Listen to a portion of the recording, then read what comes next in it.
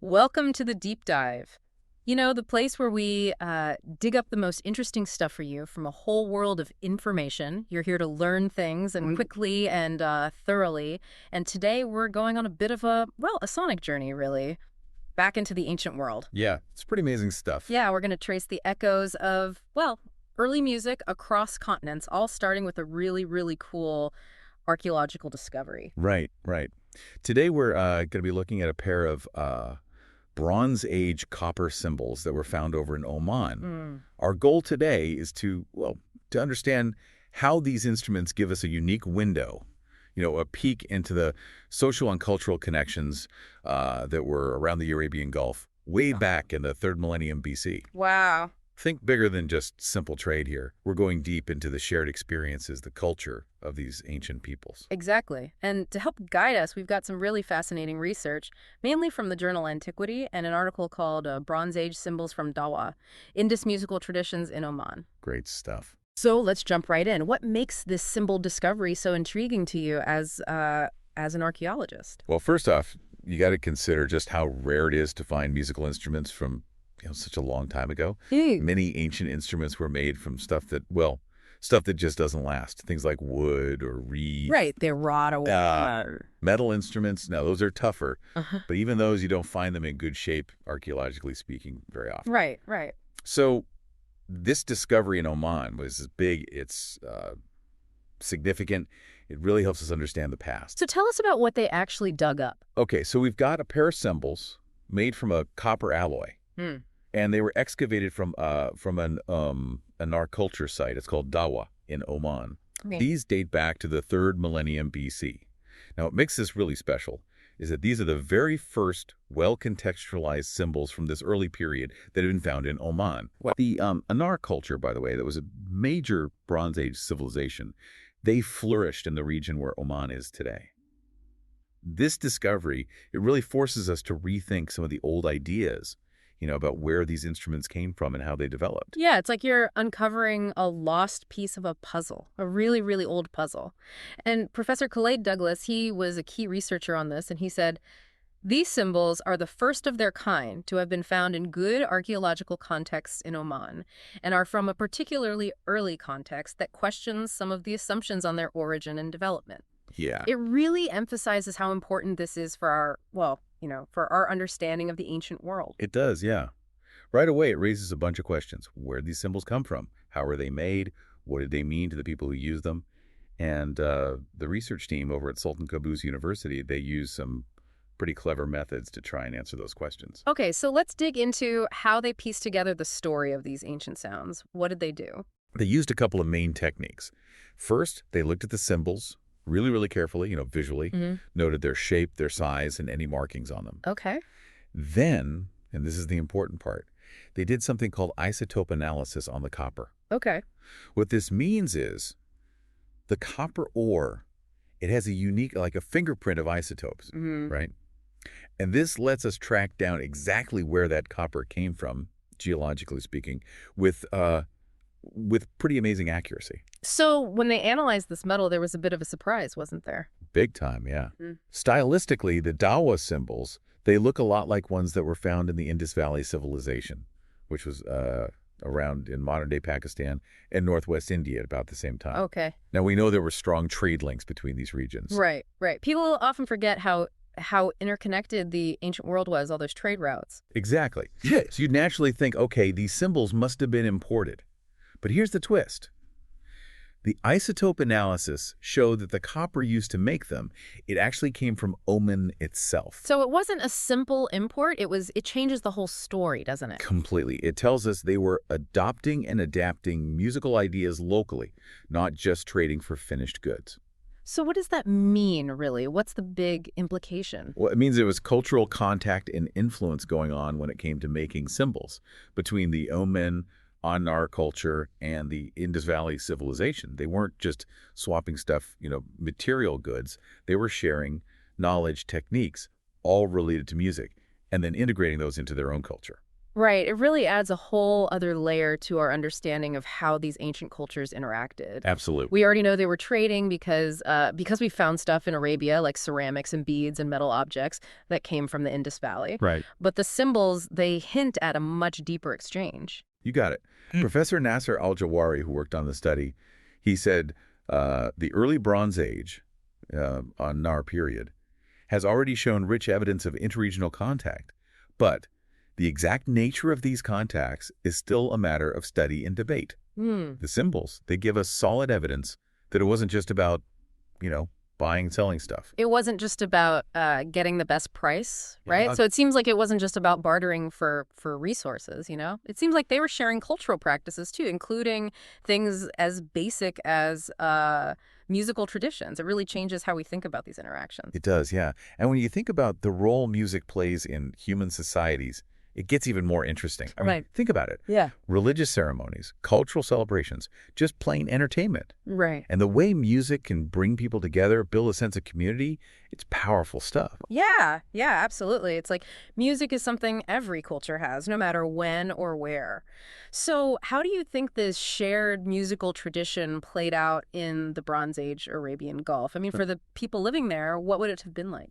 Well, the fact that they had such similar instruments, it suggests they might have had shared rituals, maybe even shared religious beliefs. Music, Yeah. it stirs up emotions. It creates this feeling of group identity. It could be a really powerful tool for connecting people, for creating good relationships between different communities in the region. It's like a universal language, Yep. even back then.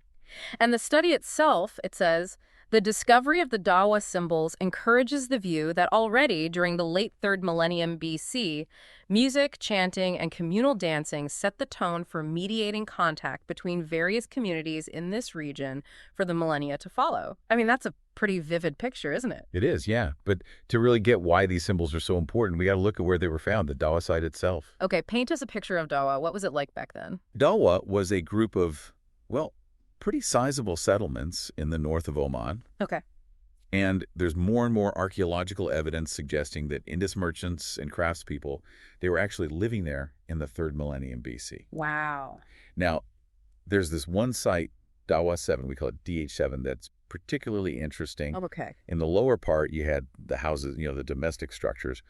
But up on a kind of a raised central area, there was this larger, more impressive building and another smaller one. Okay. And those are important to your understanding. So where exactly did they find these musical artifacts? The symbols, they were in that smaller building, the one we call S1. It was right at the highest point of the settlement. That's a crucial detail because it being separate from the houses and up high, that suggests it might have had a special purpose, maybe something ritualistic. So they weren't just tossed aside, they were placed somewhere important to the people living there. Exactly. And there were other unique artifacts in building S1, which also makes us think it was used for rituals, maybe even what we'd call cultic activities. Right. The way the symbols were found, that's really interesting too. Okay, how so? They were carefully placed in a layer of what we call intentional fill underneath the stone slab floor. One was right on top of the other. So to you, that sounds like a deliberate act, Yeah. right? Almost like a burial or some kind of sacred offering. Exactly. That's what the researchers think, too. They say it shows a deliberate, maybe even a votive deposit. Basically an offering for a religious purpose. Wow, that adds so much meaning to these objects. They're more than just instruments now. You mentioned parallels with other Bronze Age cultures. Where else are we seeing similar things? Okay, so this is where it gets even more interesting. The Dahwa symbols, they're the only ones we have from Arabia that are so well preserved and in such a clear context. Okay. But there are some pretty striking similarities in other regions. Over in the Indus Valley, for example, they found objects that look almost identical to these symbols at major sites like Mohenjo-Daro, Harappa, and Chandhu-Daro. For a while, archaeologists argued about whether these were actually musical instruments or maybe something totally different like, lids for pots or something. But the Dahwa find, with its clear context, well, it really strengthens the idea that at least some of these Indus objects were actually symbols. So this discovery in Oman is actually helping us reinterpret discoveries from other civilizations. Right. It's a connection that spans time and space. That's amazing. So what about Mesopotamia? What's going on there? Mesopotamia was another major center of civilization back then. Right. And we've got some compelling connections there, too. We've got written records from the Third and Old Babylonian periods that mention these metal percussion instruments that are thought to include cymbals. Hmm. And they're often tied to religious ceremonies, like, for instance, texts about building temples during the reign of Gudea. They mention them. Yeah. And we've even got visual evidence. There's a fragment of the Ur-Nammu stele that seems to show a musician playing round cymbals. So there are both written and visual representations, all pointing to them using similar instruments in that region. That's pretty strong evidence. Oh, it is. But there's an important thing to note here. Some earlier finds from they were initially identified as cymbals, but now they think they're more likely to be clappers, Okay. which are a different kind of percussion instrument. Okay, right. But we still have those textual references, and the image on the Ur-Nammu stele, those still show that cymbals were being used in Mesopotamia around the same time as the Dahwa finds. Okay, so what about other cultures in the Near East? What else have you found? Well, there are parallels in Elam, too, Okay. which was centered in Susa, in what's now southwest Iran. Okay. They found similar round symbols there with these embossed designs, and they were in what looked like votive deposits. And these might even be older than the Dahwa deposit. And then further west, over in the Levant, they've got round embossed symbols that date back to the late Bronze Age. Some researchers thought these were a later invention, it's something they came up with locally. But the discoveries at Dahwa and in the Indus Valley, they show us that this kind of instrument was around much earlier and was spread over a much wider area. So we're starting to see this pattern, right? Like this tradition of round embossed symbols stretching all across a huge area back in the late 3rd millennium BC. Exactly. And if we go back to those Gudea cylinders from Mesopotamia, they talk about interactions between Elam, Susa, Magan, which was probably ancient Oman, and Maluya, which most people think of the Indus Valley. This tells us they were all connected, which strongly suggests there was a shared musical culture that wasn't limited by borders or geography. It really makes you think about the ancient world differently, doesn't it? It was so much more interconnected and dynamic than we might imagine. It was. So bringing it back to Dahwa, what do you think the social and ritual implications of finding these symbols in that specific location are? Well, like we talked about earlier, we don't know a whole lot about religious practices in 3rd millennium BC Oman, beyond what we can learn from their burial rituals. The communal burial structures from the an-Nar period, those show us that ancestor veneration was a big deal. Right. But building S1 at Dahwa, it gives us this rare glimpse into something else, ritual activity that wasn't about funerals. It's one of the very few Bronze Age structures in that whole region that we can connect to what we might call cultic practices. So these symbols could be a way for us to understand more about their ritual life, beyond just how they buried their dead. That's a very real possibility. And because we know they had these connections with the Indus Valley and Mesopotamia, it's quite likely that new ritual or religious ideas were being introduced into Southeast Arabia. And like we said, symbols were linked to rituals in both Mesopotamia and the Levant. So it's all pointing in the same direction. It is. Here's the hypothesis. The Dahwa symbols, they represent a link between religious practices, music, and maybe even dance. Think about how shared music and rituals could have helped build stable communities in Bronze Age Oman, especially with all these different cultural groups living together. It could have been a way to create a sense of shared identity, to reduce tensions between people. Like finding common ground through shared art, a way for different groups to connect on a level that goes beyond, just economics. Exactly. And it's interesting that later on in the Wadi Suk period, we start seeing pictures of dancing scenes on pottery, which suggests these communal activities, they were still really important. The sound of those cymbals coming from that building high up in the settlement, it must have been a powerful part of their lives. Maybe even a kind of sonic symbol, It really makes you think about how important sound and music were back then for shaping and connecting societies in ways that we're just starting to grasp. So let's wrap it up. What are the biggest takeaways from this dive into these Omani symbols? What do we know? The discovery of these copper alloy symbols in Oman, it's significant for a few key reasons. First, the isotope analysis showed that they were made locally, even though they look a lot like ones from the Indus Valley. That points to a level of cultural exchange that goes way deeper than simple trade. Second, they were found in a building that was probably used for rituals at Dahwa. When you combine that with the evidence we have for symbol use in rituals in Mesopotamia and the Levant, well, It strongly suggests that music and ritual practices were linked in the Bronze Age Arabian Gulf. Right, right. And third, this discovery gives us this incredibly valuable and rare insight into how connected ancient cultures were.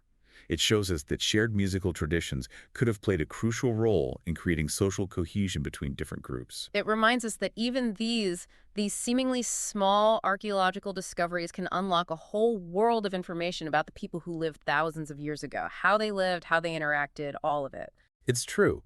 It forces us to think beyond just the objects, the physical things they left behind, Yeah. and consider the parts of their culture that were shared, exchanged, the things we can't always see or touch. Those things shape their world just as much as anything else. On that note, here's a final thought to leave you with. Given what we've learned about this interconnectedness through music, what other intangible aspects of culture, beyond just trade and the stuff we dig up, might have been shared back then? What do you think contributed to the fabric of these ancient societies? And maybe even more interesting, are there any modern parallels? Are there shared cultural experiences happening today, things like music and art, that are bridging divides in our own world? Think about it. It really makes you consider the lasting power of shared artistic expression throughout history. Thanks for joining us on the deep dive. Thanks for having me. Appreciate it.